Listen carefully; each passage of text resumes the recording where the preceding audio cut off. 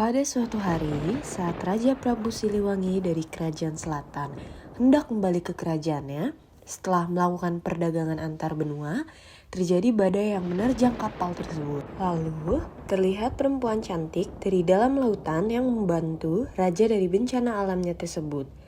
Raja pun selamat dan berterima kasih kepada perempuan cantik itu. Perempuan itu meminta sang raja untuk membalas budi kebaikannya dengan menjaga dan merawat putrinya bernama Kadita seperti anaknya sendiri. Raja pun menyetujui permintaan perempuan cantik itu dan membawa Kadita ke kerajaannya. Setelah bertahun-tahun kemudian, Kadita tumbuh di kerajaan tersebut sebagai putri yang sangat dicintai ibu tirinya. Begitu pula sang raja yang sangat menyayangi Kadita seperti putrinya sendiri. Masa kecil Kadita begitu menyenangkan, seperti masa kecil anak-anak pada umumnya. Kini Kadita sudah tumbuh dewasa. Kadita sering sekali menggunakan pakaian berwarna hijau karena dia sangat menyukai warna hijau. Dan hingga saat ini Kadita tidak tahu bahwa dia bukan anak kandung dari raja dan ratu, melainkan anak dari perempuan cantik yang membantu sang raja saat hendak tenggelam di laut.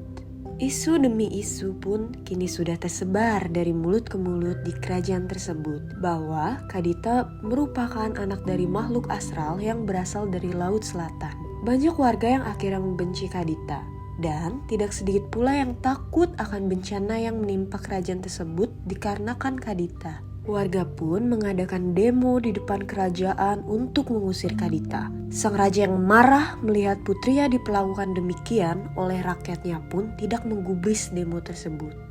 Warga pun kesal karena Raja Prabu Siliwangi tidak menghiraukan seruan rakyatnya. Akhirnya, rakyatnya tersebut melakukan ide jahat, yaitu dengan meminta penyihir untuk memberikan penyakit gatal kepada Kadita dan memberikan imbalan beberapa batang emas untuk penyihir tersebut. Penyihir pun menyetujui permintaan orang-orang itu dan membuat ramuan agar Kadita menjadi sakit gatal-gatal dan mengeluarkan bau. Hari demi hari, Kadita hanya mengurung dirinya. Ia tahu bahwa kini masyarakat membenci dirinya. Kadita sangat sedih akan hal ini. Namun, raja dan ratu selalu berusaha menghibur Kadita. Penyakit Kadita pun kini mulai menyebar ke seluruh kulitnya. Ia, yang semula sangat cantik dan mulus, kini mengeluarkan penyakit kulit berwarna merah di kulit muka serta badannya dan mengeluarkan bau busuk di daerah luka tersebut. Kadita pun yang sedih pergi ke tepi laut agar sang raja dan ratu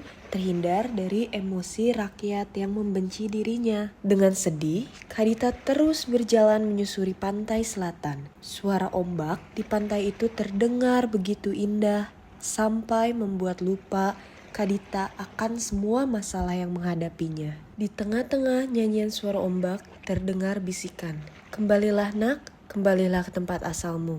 Kembalilah ke tempat di mana kamu seharusnya berada." Kadita yang terkejut dengan bisikan tersebut mencoba mendekati laut. Saat Kadita hendak mendekati laut, ombak laut yang semulanya tenang kini menjadi ombak yang tinggi dan membasahi seluruh tubuh Kadita. Kadita yang ketakutan menutup matanya dan berusaha menyelamatkan dirinya dari ombak tersebut. Namun, keajaiban terjadi saat ia membuka matanya. Ia melihat bahwa penyakitnya sudah sembuh. Ia kembali menjadi perempuan yang sangat cantik tanpa penyakit kulit. Saat ia tiba di dasar laut, ia bertemu dengan perempuan cantik, ibunya.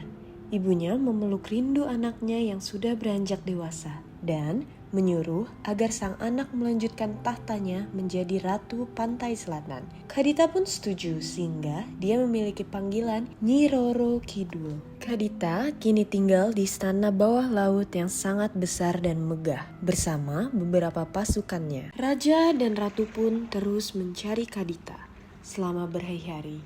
Namun tak kunjung mereka temukan. Ratu atau ibu tiri Kadita sangat sedih karena dia begitu rindu dengan putri tirinya itu. Meskipun dia hanya ibu tiri, namun rasa cintanya kepada Kadita sangat besar. Tibalah hari di mana Kadita bertemu kembali dengan ayah dan ibu tirinya. Ratu memeluk Kadita dan mengajak Kadita kembali ke istana. Namun Kadita menolak. Kadita bercerita bahwa dia menemukan ibu kandungnya dan telah menjadi ratu pantai selatan. Kadita berkata, "Jangan khawatir ayah ibu, aku pasti akan sering mengunjungi kalian. Namun, biarkan aku tinggal di tempat di mana seharusnya aku berada. Dan tempat kalian bukan untukku." Sang raja dan ratu pun menerima keputusan Kadita.